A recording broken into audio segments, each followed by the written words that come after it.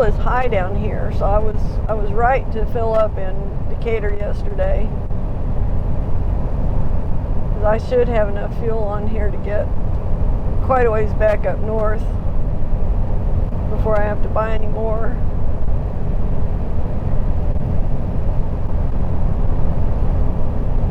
I'll probably run right back up 45 today since I'm coming in the back way. I mean, I really like coming in this way, but if I went out this way, I'd have to backtrack to come over here from Willis. And I can cut across country from Willis. I've done it, but I don't think I want to do it today because the last time I did that, I was in the red Ford, but the Ford broke down, and I just don't want to retrace my steps from a breakdown, if you know what I mean. So I'll probably just go back up 45 and call it good. Because I really want to just get this all done and get home and have the rest of the weekend at home. That's the whole point of me working, you know, just to, you know, make money so we can do stuff at home. So.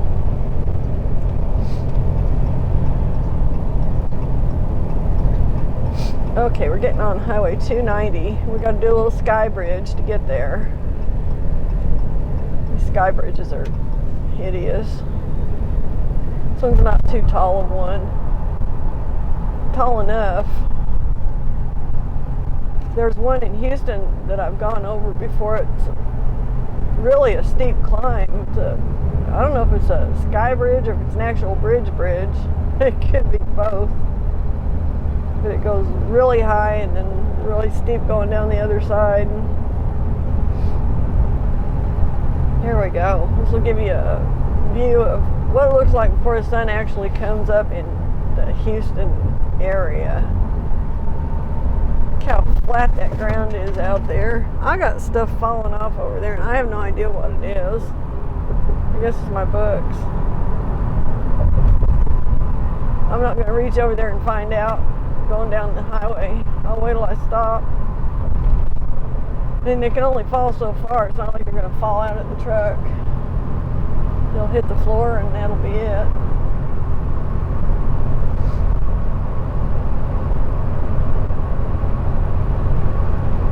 So at this point I'm 70 miles from delivering this thing.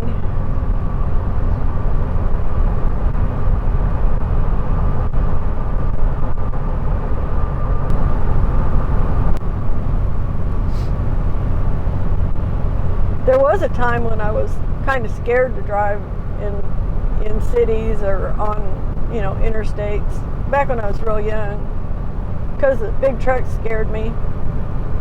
Hard to imagine that now. It's kind of funny in retrospect.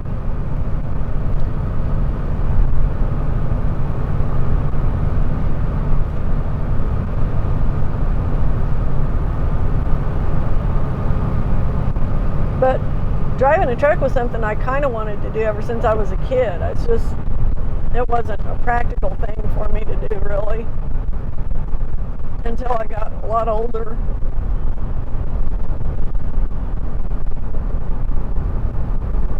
But I had different kind of training when I was younger. I trained for drafting. I wanted to be an architect, actually, originally, because I love drawing house plans, still do. But I never got to go to college because I screwed up my own chances, actually, by goofing off,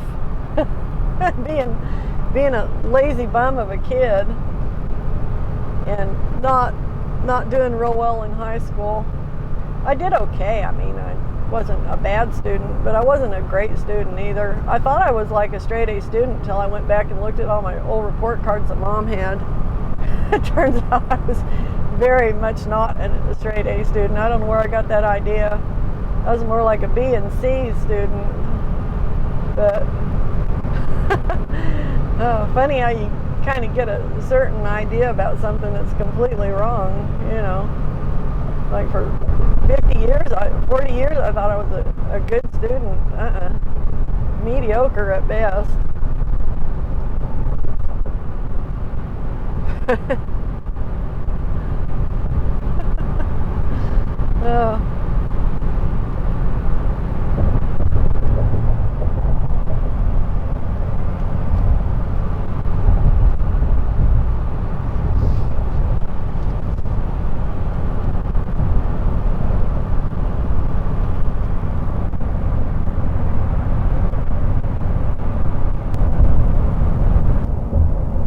So anyway, after that, I thought, okay, well, it's probably time for me to go get a job now.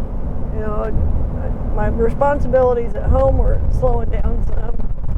So I put in for every phlebotomy job that I could find to apply for. Applied to the blood bank, to everybody. Evidently the blood bank will just about hire anybody because they don't pay very much. But the deal with phlebotomy is you start out with your schooling, you have to do 25 successful blood draws. And then you're kind of like not state certifiable until you get so many more, or for the next level of certification. You can get certified, you take a test for the state and you can get a certification, but you don't get the next level up until you get so many sticks. So a lot of people when they start will go to work for a blood bank because that's all you're doing all day is sticking people. So in every stick you get credit for it. It's kind of a crazy deal, but that's kind of how medical training works. You have to document everything. So I put in for all these jobs. There was like 3 or 4 or 5 of them. I don't remember exactly, but I was just, most of it's applying online now. You don't even go see them or anything. You just send a resume online or whatever. I never even got a call back. I put in for everything that came open, and it occurred to me at some point that, hey, I'm in my 60s. Nobody's going to freaking hire me. This is the truth of life in America. If it's a decent paying job and you're over like 50, you can just kind of bend over and kiss your own ass goodbye because people are not going to hire you at this age. They want somebody they can hire, a 20 or 30-year-old that they're going to have. They think of it as, that's the prime age. They're in the prime life, all that stuff. Kind of understandable. So anyway, I realized that I wasn't going to get a job as a phlebotomist because I was just too damn old. Nobody's going to take a chance on me. It's not like they knew me. It's not like they know I'm, not like you're, a doddering old 60-year-old, which is kind of funny. But, all they knew is what they saw in the paper. This is an old woman. We don't want her. And I could not get a job, And I had the same training all the other girls had, and I actually did really well in the class. I was considered to be one of the better ones in the class for a change, So I really had an aptitude for it, but nobody wanted to hire me. It's like, okay, I guess then I need to figure out something else to do. So I thought, I'm just going to go back to trucking. It's something I know. I'm going to have to make my own job just like I did before. So I know how to do that. So that's what I did. I just made my own job and, got all my trucking stuff reinstated. Went and got a new CDL because I hadn't let my old one go like a dumbass. I didn't expect to ever go back to work with it either. So, it's the way life is. You either adapt or you die. And that's actually my personal motto, by the way. It has been since I was very young. Adapt or die. And I take it to heart because that's how life is. I mean, if you don't figure out a way to make shit work, you're just going to shrivel up and die. So you might as well find a way to adapt and make the best of it and, and then go on from there. So that's pretty much what I've done. Oh, jeez. It's kind of funny in retrospect. It wasn't funny to me at the time because I was like, what am I going to do? I can't get a job. I'm too old to be doing this other shit. As it turns out, I'm not too old to be doing this. I'm just fine to be doing this.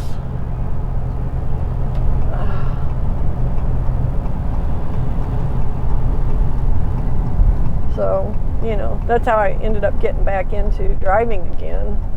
So it was all a matter of, necessity. I needed to work. And even though it's funny to me because all these companies are screaming that they can't find people that want to work. We can't hire people. We can't hire people. There's nobody who wants to work. Well, a lot of people want to work, but they're ignored because they're old.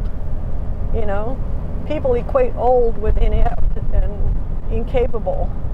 And not necessarily true. I mean, in some cases it is, no doubt. But in a lot of cases it's also not. So, you know, ageism is alive and well in the US of A.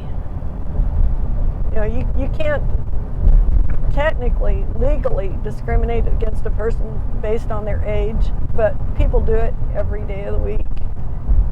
And I'm sure I did when I was younger too. I was like, well, an old person, what are they going to do? They're too old. Don't want to mess with that. You know, so what goes around comes around. You know, I was once young, now I'm old, and guess what? You know,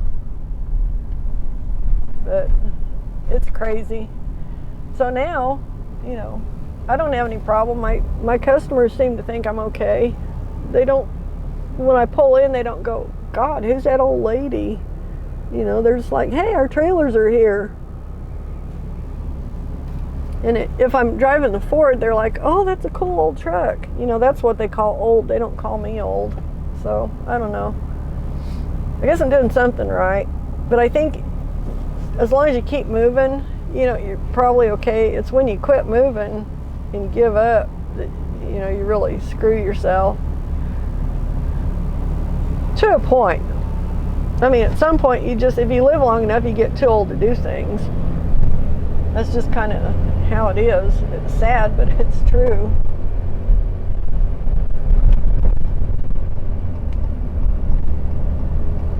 But I'm not there yet. You know, I'm not that old or decrepit yet. Well, I guess I gotta get back over here. Dang it, these lanes. I never can remember in here which way to go. If this guy gives me any crap, I'm gonna punch him. He's been shitty to me before. It's a great way to talk about a customer, huh? I'll just punch him in the head. I actually won't punch him, but I hope he's not shitty to me today.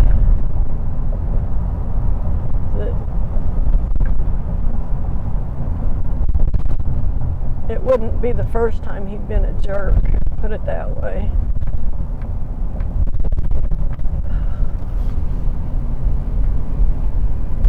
Left lane ends. Okay, so I need to stay here anyway. I was wanting to get back over there. I got another half mile to go up. I'm only a mile out from getting this thing delivered and picking up the next one. And it's 7:38, so I don't even know if their gate will be open. If it's not, I'll have to pull down and park across the road till they get there or something.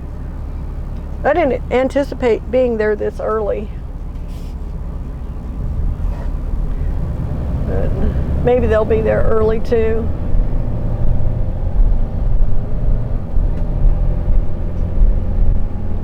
Which would be really nice if they were.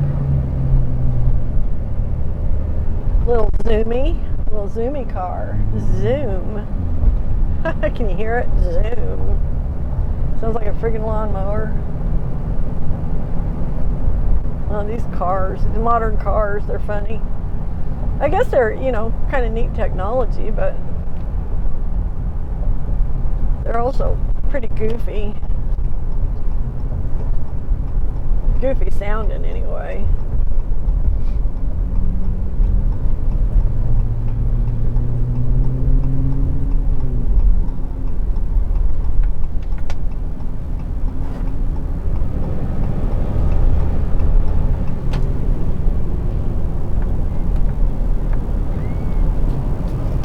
Okay, we are almost there. This place is always fun because I have to go down and turn around and come back to take a left-hand turn in through their gate. Their gate is really super narrow. It's really a pain in the ass, and their lot is very tiny, so it's better off if I go down past it and then turn around and come back, which is what I'm going to do, even though I've got a short trailer on. Any trailer goes through a gate better if you can hit it straight on through it instead of having to come through it at any kind of an angle. And there's quite a bit of traffic over here, so if there was no traffic, I would just get in the left lane here and then turn across the right lane, which is not really kosher, but sometimes you do what you got to do when you've got a trailer on, you know. You just figure out how to deal with it.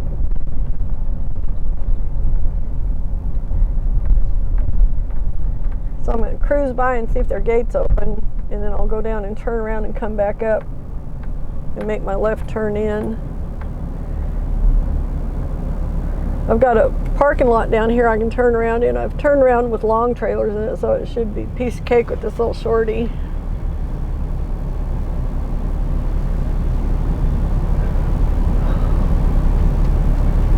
Come on, light.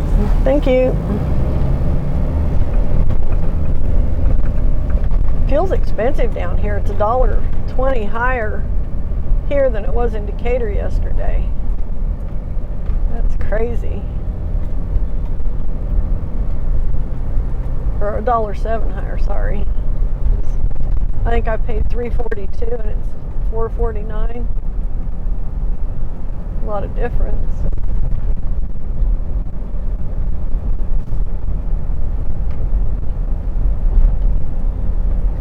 So this is going to be a different kind of a deal for me. I'm not used to going up to Willis from here. I'm used to coming down to Willis from up north. Okay, are we open yet? Yes, the gates are open. Okay, good. I'm going to go up here and turn around and come back. You see what I mean? It's just too tight to turn in there with the curbs and the skinny gates. You can't really do it that way. So you have to come down here. I got to get over in front of these guys. Turn around this parking lot down here.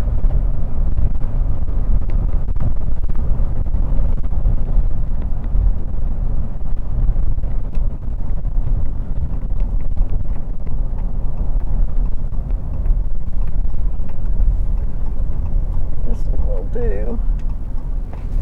I don't know whose parking lot this is, but this is not the parking lot I often turn in. This is plenty big enough to get this little shorty turned around. Get going back the right way here. Oh, somebody's got a float down there, like a parade float. Must be some kind of holiday down here.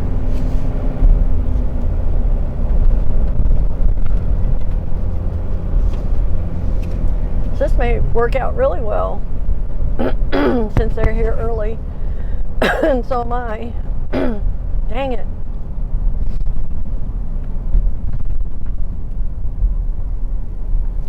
Okay, I'm going to take my microphone off.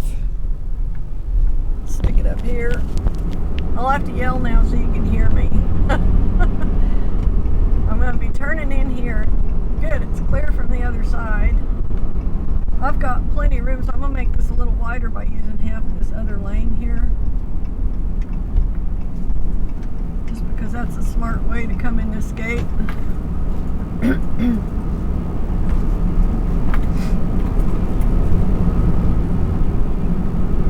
Okay, and then they've got another little one that I'm supposed to pick up. It's probably one of those.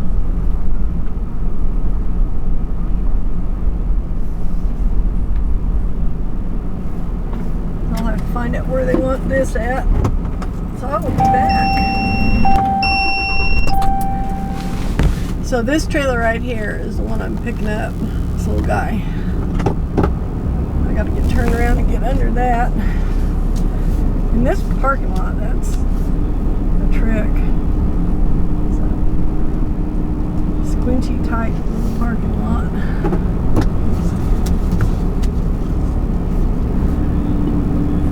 I'm not going to cry about it too much. I'm just going to do it. I changed my hitch out, so I've got the correct hitch on for that one. It's a different hitch.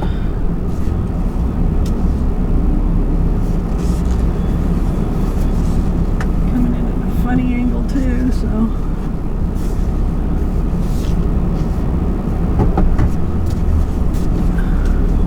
Try to get more aligned with it.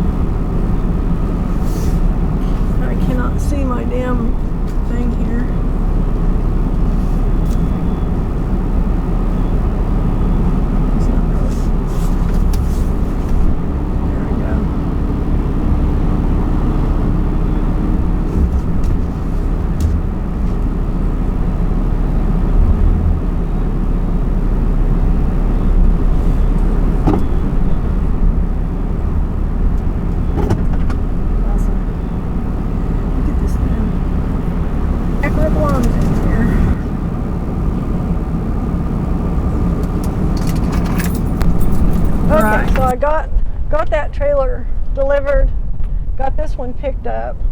I had a problem with the lights on it. The left turn signal was not working. So the guy that was there, he wasn't like the service department guy, but he's a smart guy. He's smarter than I gave him credit for being, just looking at him. I hate to say, being judgmental. Sometimes I can be a real jerk.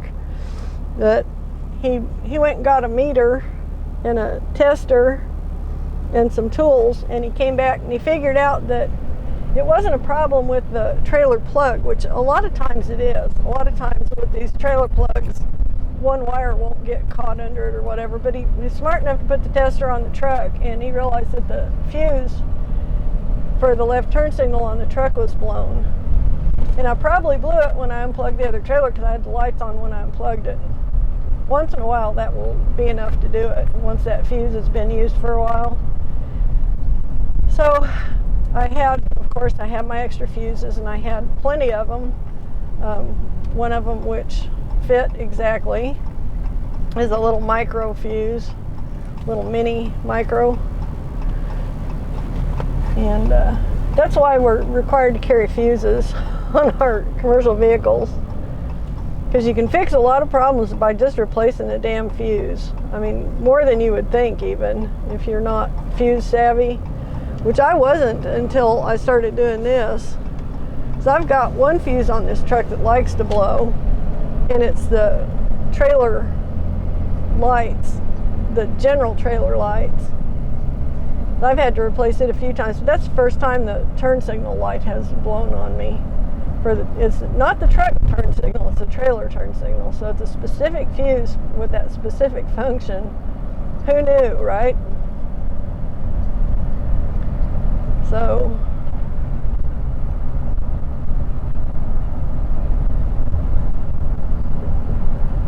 anyway, we got it all sorted out, got the fuse replaced, so I now have turn signals on both sides of the trailer, and I'm only taking it like 60 miles, 64 miles, and I'm going to blow that yellow light just because I'm not sticking around here any longer than I absolutely have to.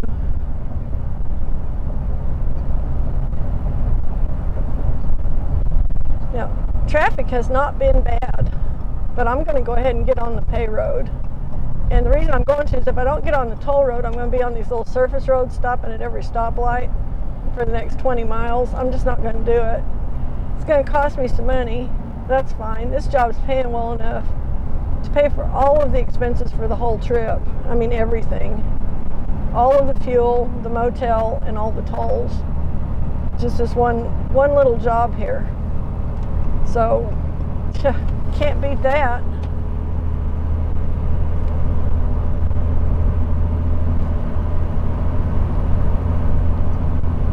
It's funny because if I had been pulling this trailer yesterday, I might have just stayed in the trailer because it's got a tack room with a door on it, a man door.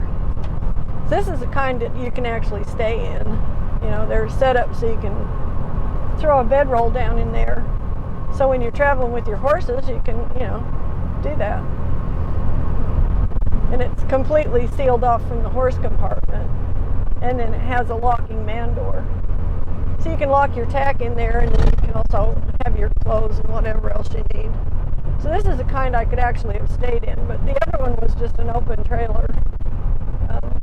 Just a little round front, 2-horse, almost like a stock trailer with the open sides. This is all enclosed and has windows and pretty fancy little trailer. So it's a $23,000 trailer too. Which I find just amazing. There's a reason that I upped my insurance limit to $250,000 on these trailers. Because I actually hauled one trailer that was a $250,000 trailer, and I wasn't going to haul it until I had my insurance up to cover it in case somebody ran into me. I didn't want to pay for that out of my pocket. I mean, paying the deductible would be bad enough, but paying for the whole thing, I'm not going to make that much money in the rest of my life. I would just not be able to pay for it at all. So, thank God for insurance, I guess, right? makes it so I can function. There's a coal-fired power plant out here. All those piles of coal. They got all the conveyors and all that. Actually, maybe that isn't a plant. I'm not sure what that is, but it's a bunch of piles of coal, like, set up for a plant. There's a refinery over on the left side of the road, so I'm not sure what's going on there. But now we got water down, we've got ships. I'll try and give you a view of the ships. I don't know if it's going to be good or not because I can't really see what I'm doing. So, trying to get you a view of them there over the top of that wall. And then all kinds of, looks like oil batteries out there. Some more of that down here in front of us. I think that's oil storage is what that is. Couldn't swear by it, but I think that's what it is.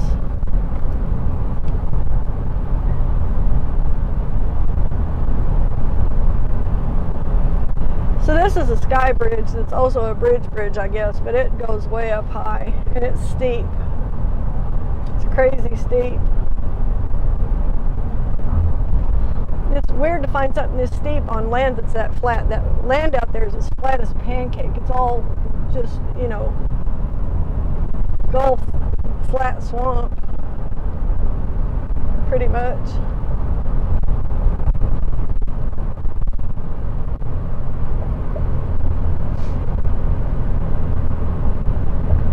It's going to cost me quite a bit of money, actually, driving this toll road.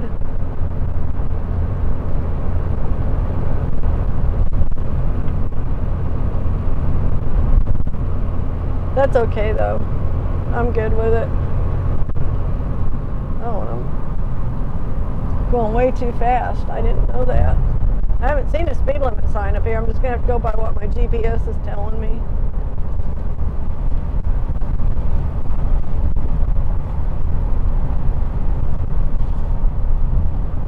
So I think those are oil tanks. I'm not sure on that, but I think that's what those are. All these white tanks.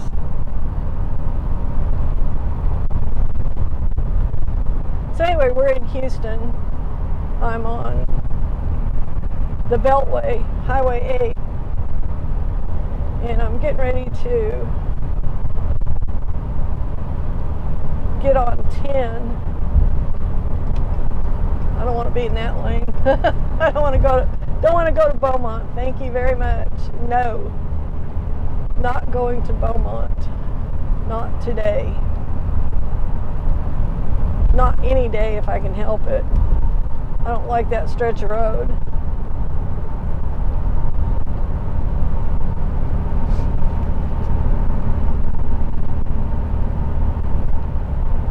So there's virtually no traffic today. This is the first time I've ever been in Houston when it wasn't pretty much bumper to bumper traffic, and it's kind of freaking me out a little bit. It's like, what happened? Did the world end last night or something and nobody told me?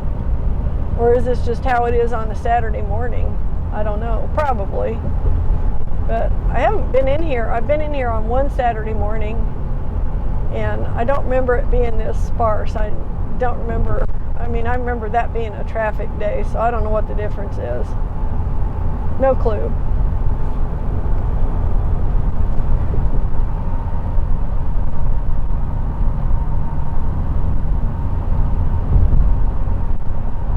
Okay, so this is Interstate 10. We're just getting on now. Go on, little car. You're moving a lot faster than I am. You just go on ahead. I'm not even going to mess with you at all. Well, this is more like what I'm used to in Houston. I mean, even this is light traffic, but I'm used to seeing traffic anyway. Should be able to get on the interstate up here about a half mile. These are the one-way service roads that they're kind of nice and they're kind of a pain in the butt because you have to go from exit to exit to use them.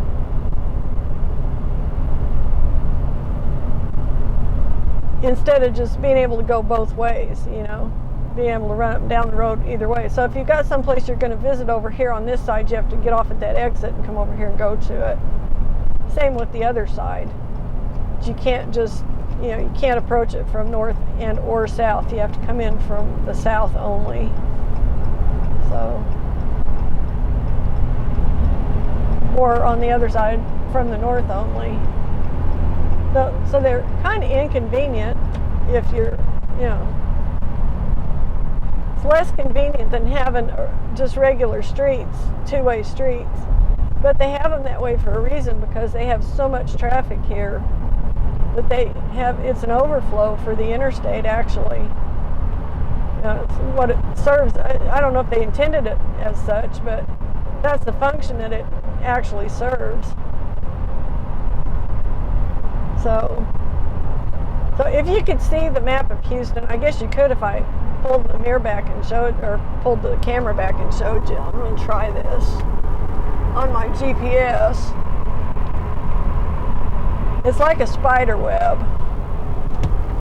That's how most of the towns in Texas, the cities, are set up. All the roads come into the city center from all the areas around. And I think the reason that it's like that is because these roads predate modern mapping and modern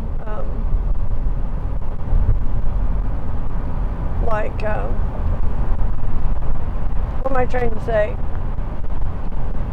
Modern road design.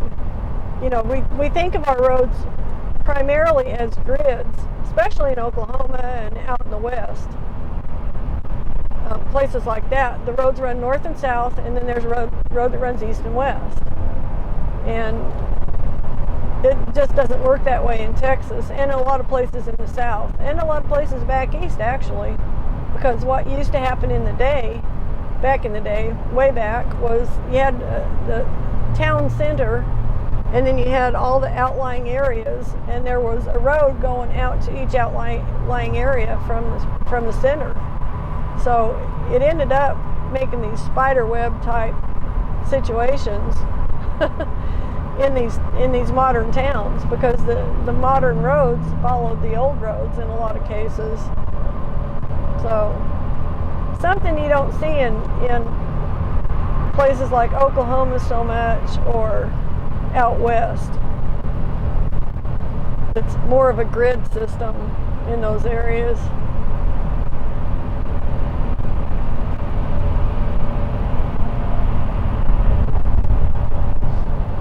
So I'm just sitting over here in the slow lane taking my time.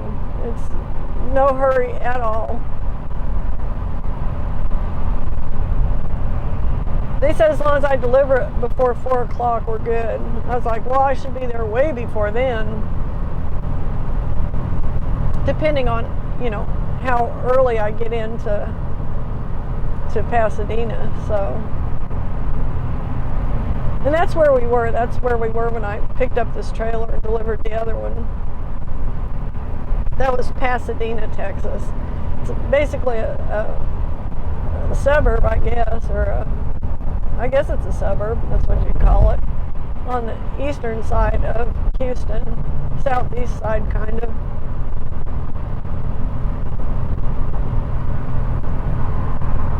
This is actually the least stressful trip I've ever had in and out of Houston, right here,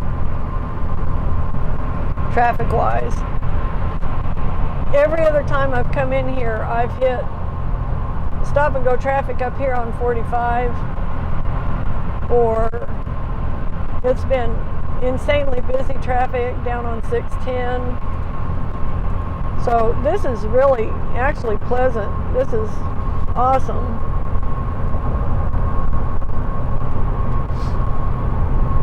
I'm just going to let him go.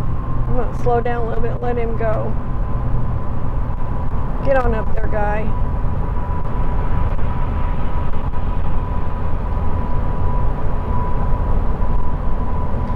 My big thing now is just maintaining some good stopping distance in front of me.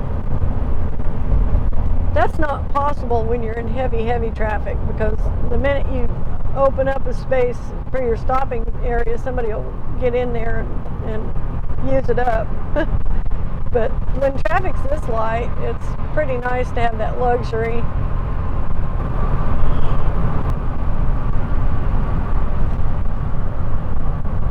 Oh, the Texas bluebonnets are blooming over there. I don't know if you can see them in the grass on the side of the road, but they're dark blue flowers. That's what those are. Those are Texas bluebonnets. I do believe that's a Texas state flower.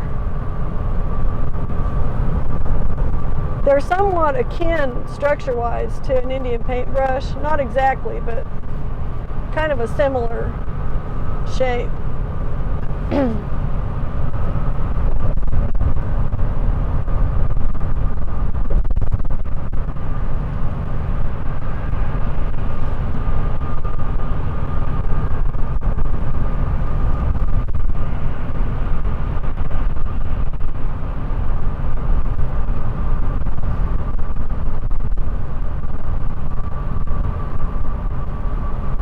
All these Starbucks I'm having to go on by, even though I haven't had any good coffee today. I actually am surviving though, drinking the unsweetened decaf from the truck stop I stopped at this morning. So I guess that's something. It's getting kind of cold now. I should have poured it in my Yeti cup and I didn't. I should have. Would still be hot if I had done that.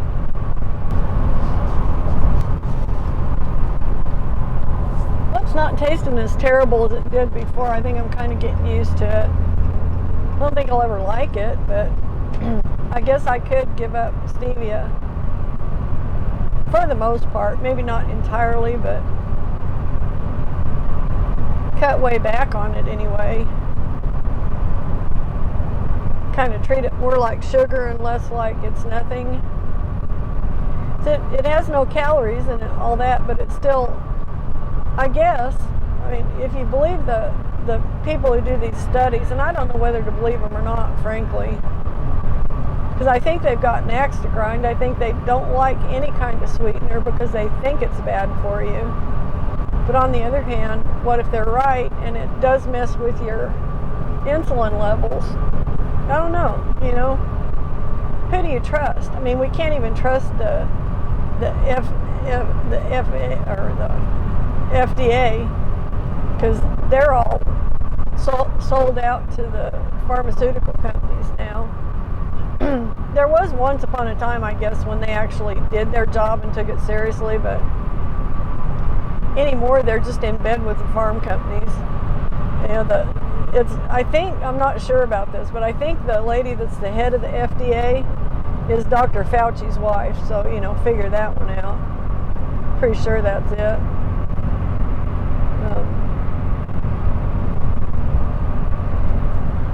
If it's not that, it's another high-level medical field type job that she's in, directly related to, you know, drugs and all that. So I have a hard time believing anybody anymore, actually. I don't really understand how something that has 0 calories and 0 carbs can mess with your insulin levels. But I'm not a freaking doctor, so, you know, there's that. Not even a bad scientist.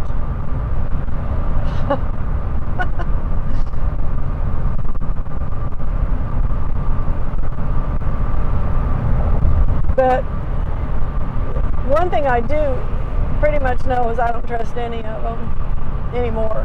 I used to put some trust in, you know, the so-called experts on stuff. Not anymore. Not after they've shown themselves to be, you know, crooked, rotten, you know, conspiring with the people they're supposed to be policing. I mean, to me that's pretty obviously dirty, pretty obviously corrupt. So, you know, I'm not buying it anymore. I don't know, you may be, I don't know. I don't know what your experience with it is. But as for me, I'm over it. Basically anything the government says, or anything that a government agency or a government funded agency or a government backed agency says, in my mind these days is bullshit, because I don't believe anything that comes out of any of their mouths. And with good reason. Look at how they've been lying to us for years now. For years and years they've been lying to us. The media, the government agencies, the politicians, nobody tells us the truth. I mean, they lie because that's what they do. That is who they are. They are liars. So I don't trust any of them. Just don't. And I think it's smart not to trust them, actually, because they've proven themselves unreliable.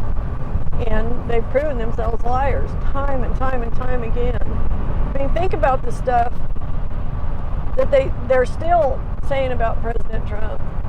Just as an example, they started talking about impeaching President Trump before he ever was sworn into office. And if you don't believe me, go back and read a lot of the stuff that was published after the election that he won, the one that he actually won, that everybody acknowledged that he won.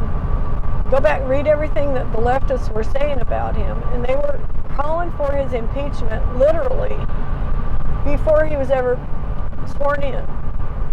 They were out to impeach him just because they didn't like him. They didn't think he should have won that election. And I hear people saying the same thing about Biden. Well, he didn't win that election. We need to impeach him. They've used impeachment to the point where it's been weaponized politically, so it means nothing anymore. They ended the value of impeachment when they impeached President Trump, because he didn't do anything to get impeached for. But everybody that wanted to believe the lies that they were telling believed them. So they lied to us from day one about Donald Trump. From day one, the people who were in a position of power to do so, the mainstream media, the politicians, and I'm not talking about just the liberals, I'm talking about Republicans too. Republican politicians didn't like him any better than the leftists did, because they were all part of the swamp, and he knew it, and he said so, and they hated him for it. So they all went after him, and the ones that didn't actively go after him turned their backs to him, and then when they got the chance, they buried a knife in his back. So it's both sides. It wasn't just one. It's the uniparty. So if you don't understand yet that we have a uniparty in this country that controls everything, and they'll do anything to keep somebody from coming along and taking away their control, then you're not paying attention, or you're totally disassociated from reality, because that's what the uniparty is and what it does. And the uniparty is the Republicans and the Democrats. There's very little difference between them, actually. They talk a good game, but they all vote the same way. They all vote to spend more and more and more money on stupid shit that we don't have. They vote to take away our rights every chance they get. I mean, if you think about it, one is no better than the other as far as the parties go. But so they've lied to us about Trump. They've lied to us about COVID. And Anthony Fauci lied to us and changed his story probably, 150 times over the last 3 years. But Fauci is the one who started all this shit. And it's coming out now. I've been saying it since day one, that Fauci's lab over in Wuhan, because he funded that lab in Wuhan with federal money from the United States, and he was engaging in this kind of research they were doing over there. And he was doing it over there because it was unethical and illegal to do it here. So he's farming out illegal, unethical, so-called medical research, which I think what they're doing is they're searching for ways to weaponize things, weaponize diseases. Because Anthony Fauci's been talking about the big pandemic coming for 30 years. For 30 years, he's been pushing the idea, we're going to have this giant pandemic, and I'm going to be the only one that can save the U.S. he's a big shyster is what he is. He's a big fraud. I mean, it's just, and what does he do? He pushes the vaccine. Well, who's making the vaccine? Well, pharmaceutical companies. So now I don't know if you had the vaccine or not. I took it because Bill had severe cancer, and his doctors recommended that we both take it. I took the first one in the first set of 2 shots that came out the first year. And I wish I hadn't done that. If I'd known more about it that I know now, I wouldn't have even done that. But I'll never take another one because they grilled me on that. Because now I think they're weaponizing the vaccine, actually. I think they didn't weaponize the actual disease enough to take out as many people as they wanted to. So I think now they're weaponizing the vaccine. Because, I mean, you got to admit there are a lot of strange things going on in people who have had all the boosters and stuff. A lot of them are just keeling over dead. And this may be natural attrition. I mean, people die every day. Then again, it's just getting to be kind of an everyday thing that otherwise healthy people are just keeling over. It's a little odd, a little bizarre, a little bit strange. So I don't know. I'm not sold on the idea, to be honest. Okay, 18 miles to 75 north. Just checking my position here relative to the universe. So basically I need to go 3 miles beyond where my GPS is telling me.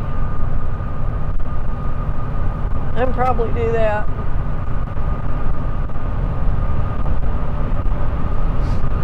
I noticed the troopers are out in force today. I saw 2 of them in the last couple of miles. One in this lane with somebody pulled over.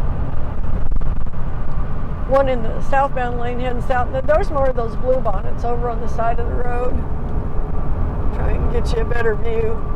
They're really beautiful. They're really, really pretty flowers, and they grow everywhere. Just in the dirt on the side of the road. Very tough little things, evidently.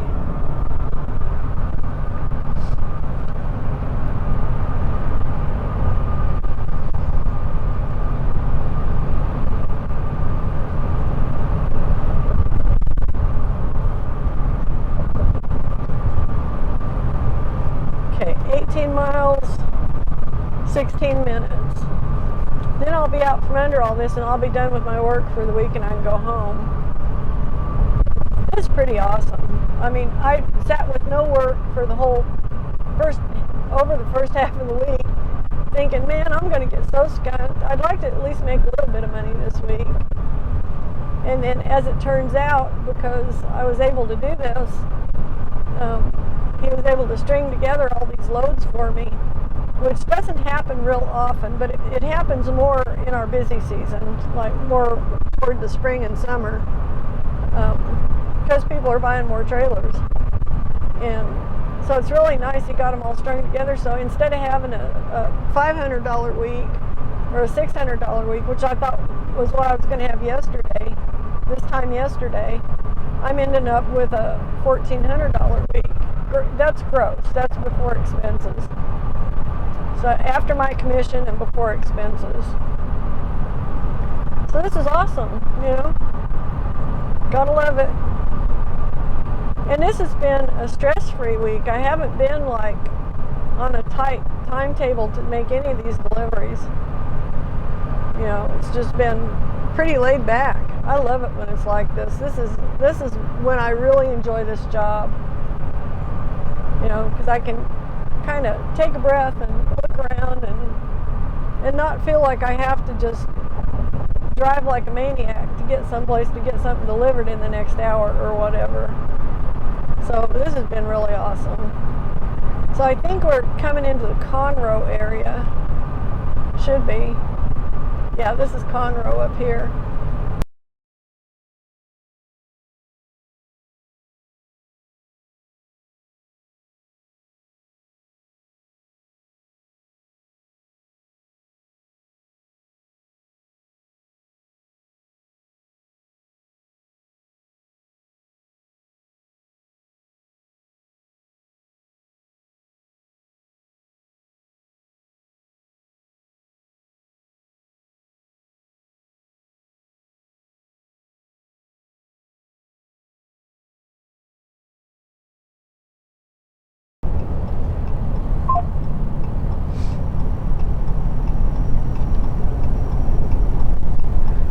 don't you cool your jets back there, dude? For God's sakes. Some of us got actual places to go, so, you know, stop it.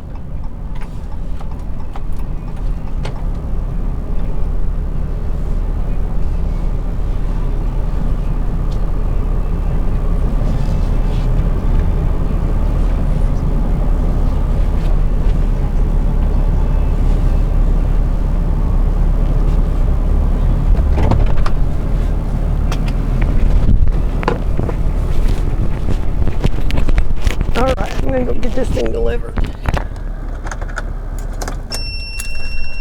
Need that, and I need that, and I need that.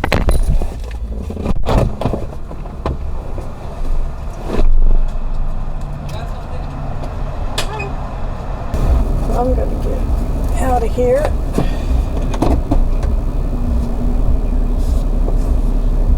These guys like my Ford truck. They were sad to see the Dodge today. I don't blame them. I'm sad to be in the Dodge in a way. That one kid was telling me he's really a fan of that red Ford.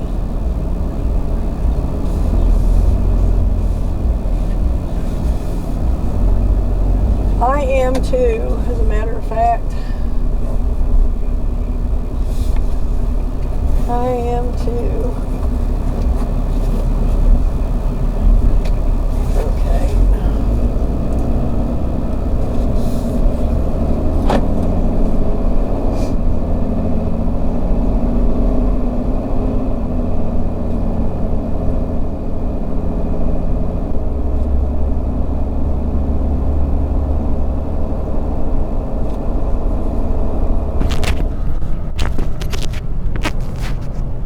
Guess it'd be better if I put my microphone on. Then we'll start again too. Okay, so I just got done with my last delivery of the week, delivering here at Willis, Texas. It's pretty easy duties. The kid here that took delivery of the trailer, he's like, "Oh, you don't have your Ford." I'm like, "No, it's in the shop." So we were both crying about the fact that I wasn't driving the Ford today. He really likes that truck. So do I. I was kind of giving him an update on it, on its health.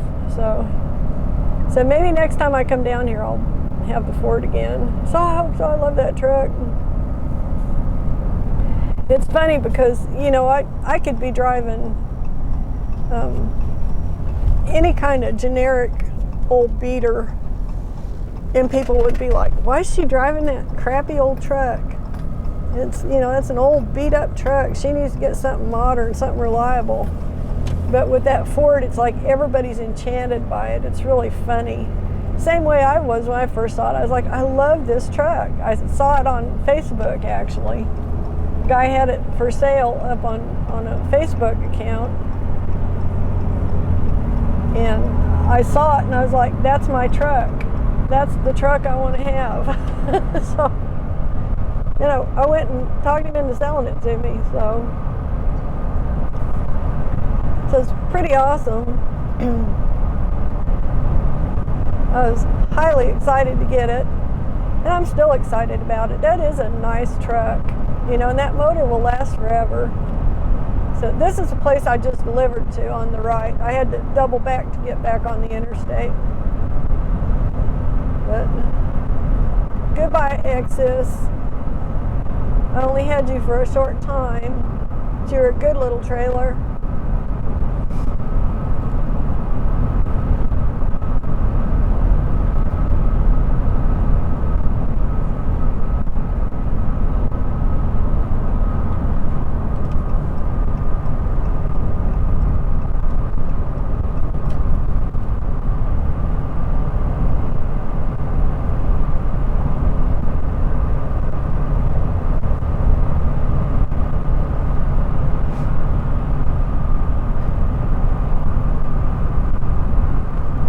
So I'm actually kind of happy about having both trucks to choose from.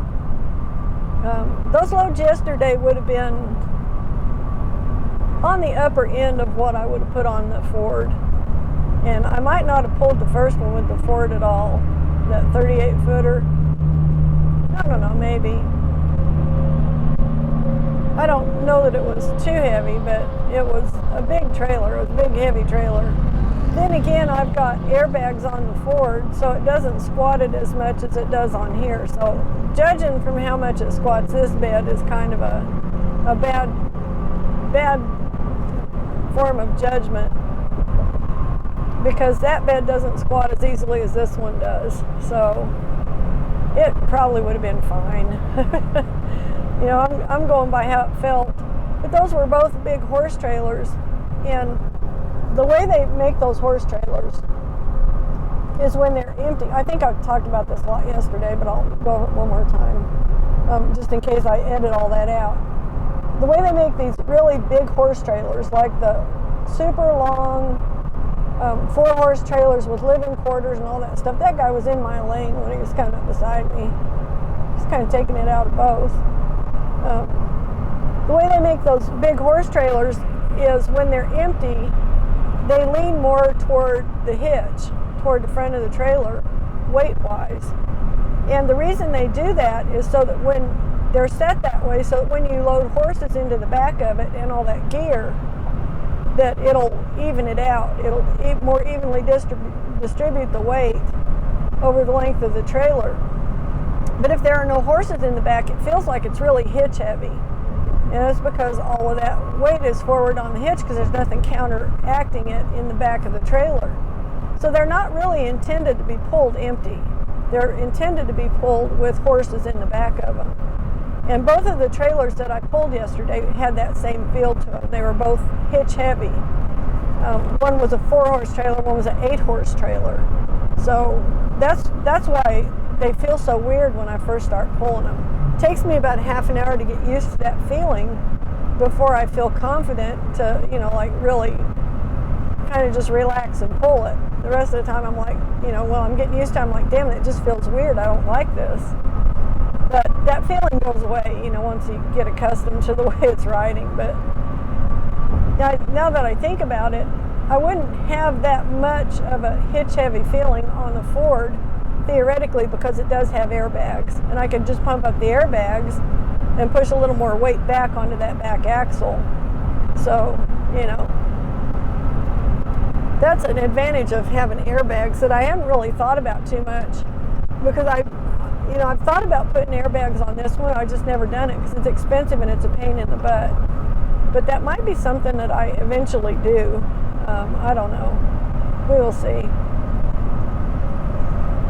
I say I mean as me and I as in Bill will do. Or I'll pay somebody to do it. One of the two. Because I'm not going to crawl up under there and install airbags. I don't know anything about it. So.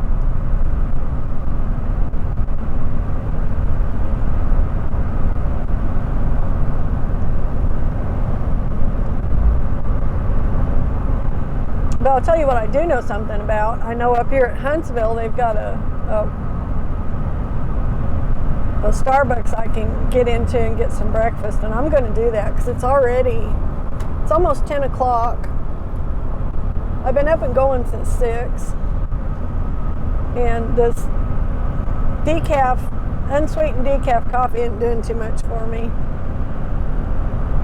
But I haven't eaten since 3 o'clock yesterday afternoon, so I'm down to one time a day eating on the road.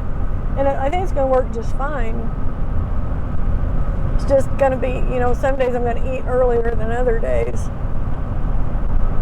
So instead of going to the hotel room last night and snacking on a bunch of shit, I just went to the hotel room and went to bed. So, But I've got to break this fattening habit somehow of eating too much shit too often. And this is the only way I know of to do it. Now when I'm home, it's a totally different story. I do better and worse at home. Because I've got easier things to eat at home that are ketogenic, but I've also got things to eat at home too that I shouldn't be eating. So, like potato chips and and ice cream. So I still have to exercise some self-discipline, you know, and not just go hog wild with all that stuff. But I think I figured out how to do it on the road anyway. That's when I'm not under a load all the time, or you know, when I have moments when I can actually stop and get something from a Starbucks, even if I have a trailer on. Like if it's in a parking lot of a shopping center or something that's big enough I can get in there with a trailer on. Now I can do that. There are a few places I've been able to do that at. I know a place in Missouri I can do that.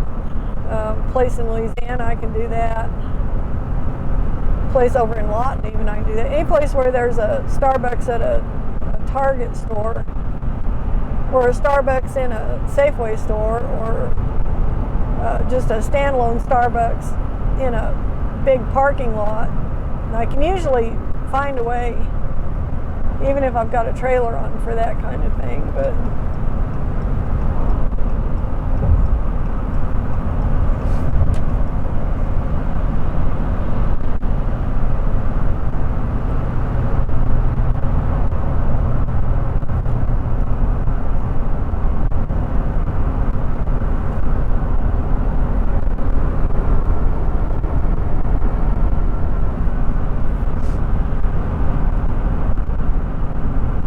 we're almost to Huntsville. That's the bottom line. I'm about ready to get some breakfast, and I'm ready to have some breakfast. I'm hungry. So it's kind of a good deal. I don't know. If I do this 2 or 3 days a week and I just don't eat any crap while I'm out on the road, that's going to considerably improve my overall diet, actually. So the only sugar I've had was what little bit of sugar is in a cafe mocha at Starbucks. And it's not like a tremendous amount, I don't think, because they're not overly sweet. It's on the less sweet side, but it's, you know, acceptably sweet, but not like cloyingly sweet. 7 more miles. Okay.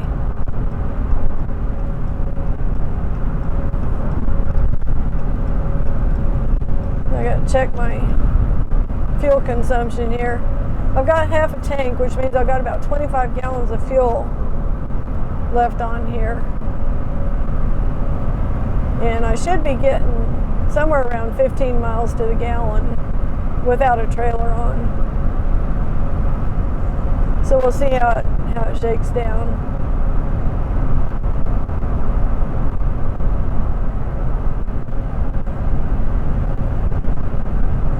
So I'm pretty sure I've got a south wind. I'm pretty sure I got a tailwind because Bill said the wind was coming out of the south up there. So it's coming out of the south in Marlow, Oklahoma. It's got to be blowing out of the south from the Gulf here. So here on the right side of the road is a giant statue of Sam Houston. If you've never seen this, it's huge. Look at that thing. Gigantic. He's all dapper looking in his waistcoat. His sideburns with his walking stick. Cuts a dapper figure, he does.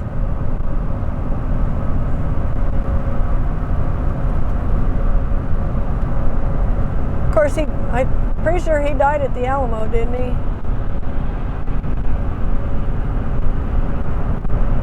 Along with many others.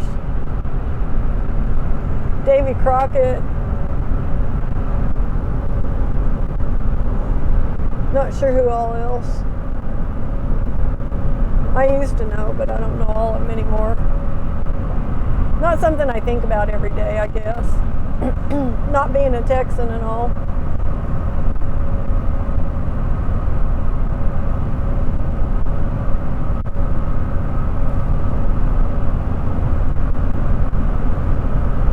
They had Huntsville all torn up last time I was here.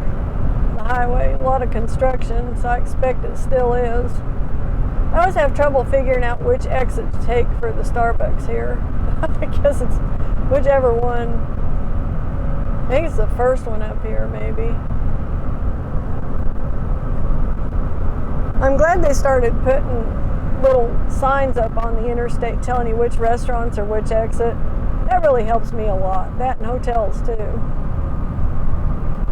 Those are useful information.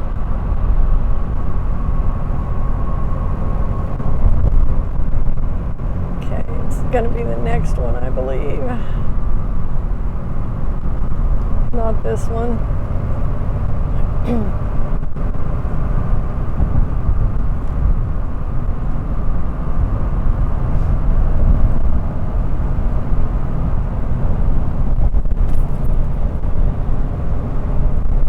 It doesn't matter how small of a trailer I've delivered. Once I cut it loose, I feel like I've just been freed from bondage. It's really kind of funny.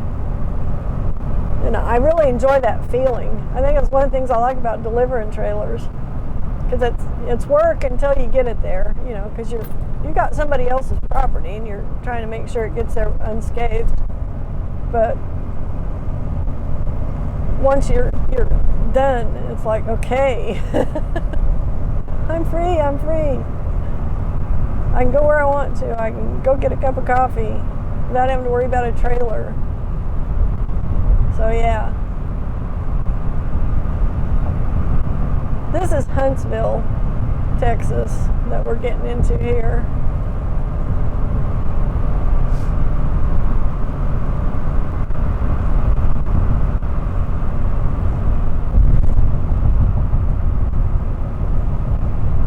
It's kind of weird to me that they've got a statue of Sam Houston on the south side of Huntsville as opposed to being on the north side of Houston. Does that seem strange to anybody else?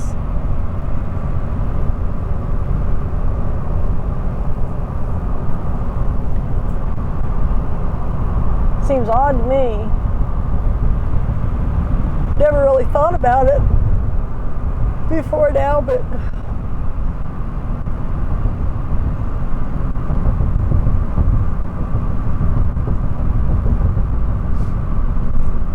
not seeing the Starbucks sign yet, so it must be an exit on up here a ways. Seems like it's more on the northern end of Huntsville, so that makes sense.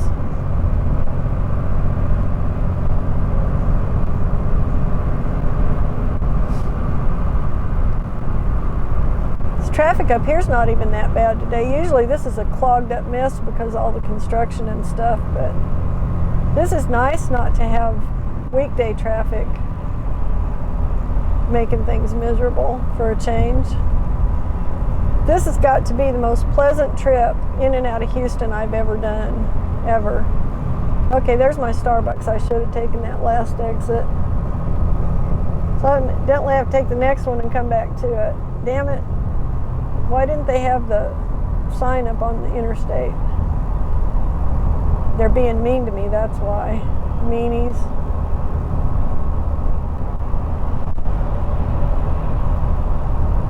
Alright, and I guess I will. I don't know how far out of my way I'm going to have to go to do this. So I don't know if I can come back up. I don't think I can. I think that's a one-way road.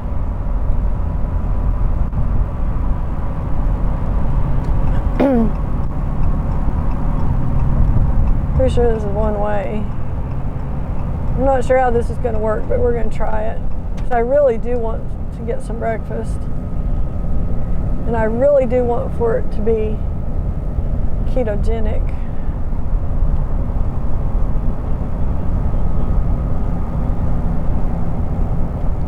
So somewhere up here I either have to go over or under the highway, and I don't see an option to do either one right here. I think I got to go down to the next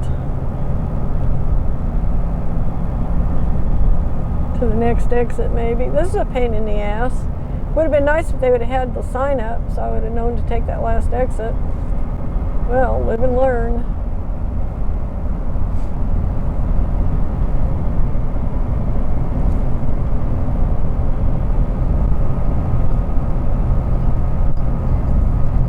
Now it's getting kind of a bit far to be turning around and going back.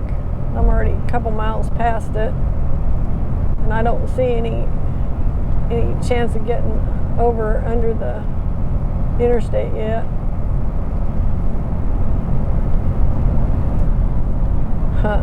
I don't know about this. It kind of sucks. Kind of sucks.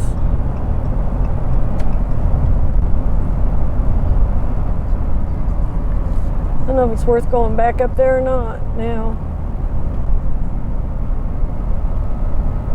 This is where you got to go if you want to do it, evidently, if you miss the exit. So you got to come 2 miles past it. Oh well, I'm not on a strict schedule, so what the hell, I'll do it. I really do want to eat, so really, really do.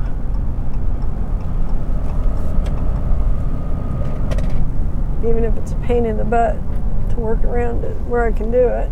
And it is. It's a major pain in the butt.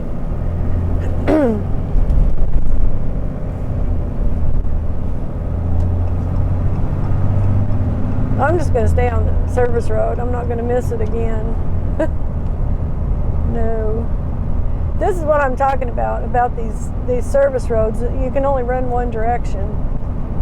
If they were two-way streets, it would be so much better because I could have just turned right up at the top of that intersection and gone across to the deal. So this just makes everything so inconvenient. It's really kind of a pain in the butt. Okay, I guess I gotta slow down now.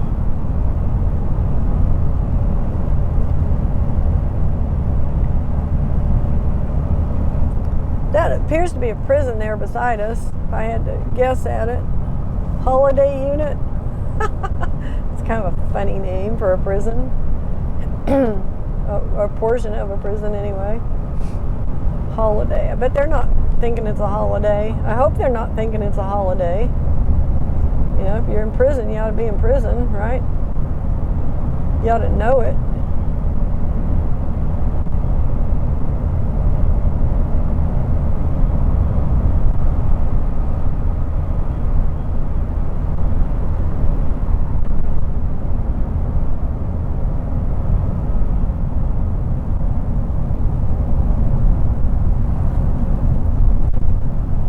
They're not making this easy, are they? See what they're doing to have me do to get around here just to get a cup of coffee.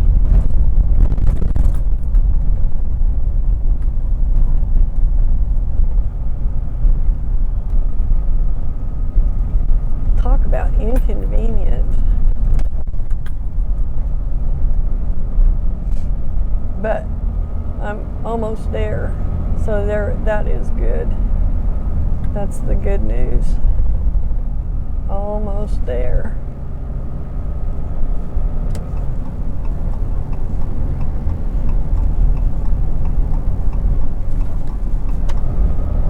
Okay. And I need to turn in up here. I don't know if I can get my truck through there or not. Looks like I might be able to. See, that doesn't look too bad. I think I can. Yeah, I can get through there. Evidently, this is the line for the drive-through. And I am going to use the drive-through because, well, maybe I won't. Maybe I'll just park. If I can find a place to park, maybe I'll park. I think I'll just park.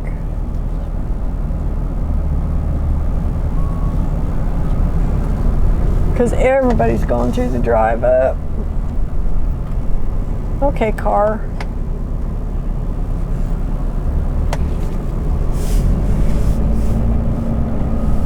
Yeah, I'll just do that. I'll just walk in.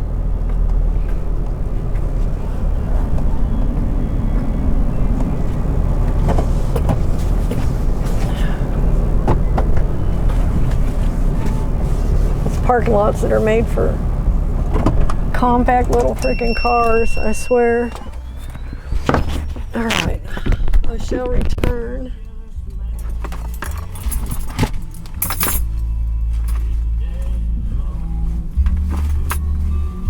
Well, I find my wallet.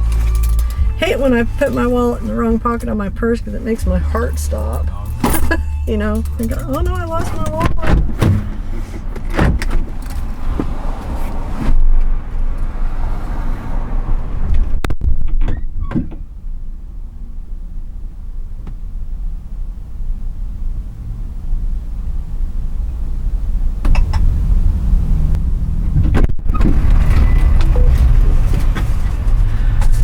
Okay.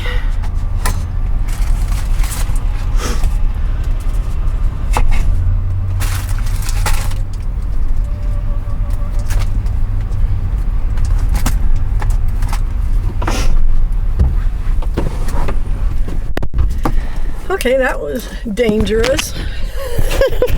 I about got taken out by the damn door on the place. My sleeve got caught on a bolt on the front door and just about pulled my arm off. But I did not spill my coffee, I'll have you know. No spillage.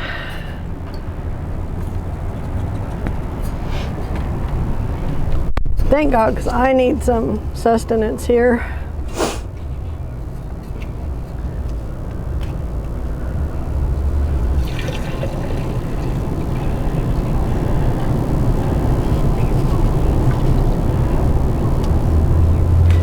Definitely need some sustenance. So actually, as it turns out, it was worth coming back up here, all the way back around. What I actually did is I did something I don't do very often, but once in a great while. I will buy 2 coffees. One for the road, basically. And I'll put that in my Yeti so it'll stay hot. I'll get rid of this fake coffee.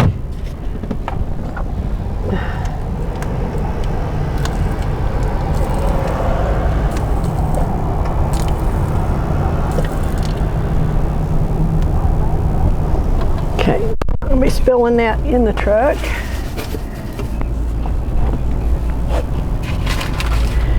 I think we're good. All right. I'll check my phone, make sure I didn't miss anything.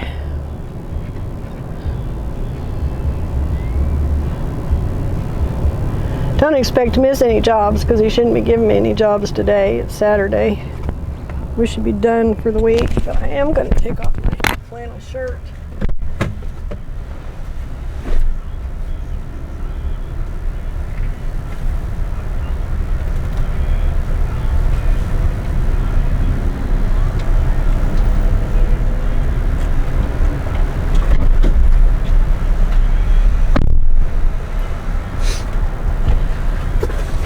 Getting a little hot to be wearing a flannel shirt over a t-shirt. And I've got a headlight out. One of my fog lights. We have to look at that. Probably came unwired. It's always something, I swear. It doesn't matter what truck you're driving. There's always something that's not working. So note to self. Check the fog lights when I get home. And don't use them. Do not use the fog lights. Technically, if I'm running the fog lights and one of them's out, that gives a cop a reason to pull me over. If I'm not using them and they're not on, then that's not a reason to get pulled over because they're not normally on in the operating position. So it's gonna be one of these things, huh? Getting out of here is gonna be a son of a bitch. So I've got to get clear over to the other side to get back on the interstate. And I'm in the wrong damn place to be doing that. But I couldn't get over in those lanes. They're jammed up clear back. So I'm gonna have to worm my way over there and hope people have kindness in their hearts to let me get over. Or I'll have to wait for them to make a hole that I can get over in like this. One, I gotta get one more over. Thank you. They were nice to let me in. It always works out so much better when people be nice and let you go, you know? Okay, who's doing all the honking? I don't know who all y'all are, but you're holding everybody up here. Go, lady, go. Freaking go. Gosh.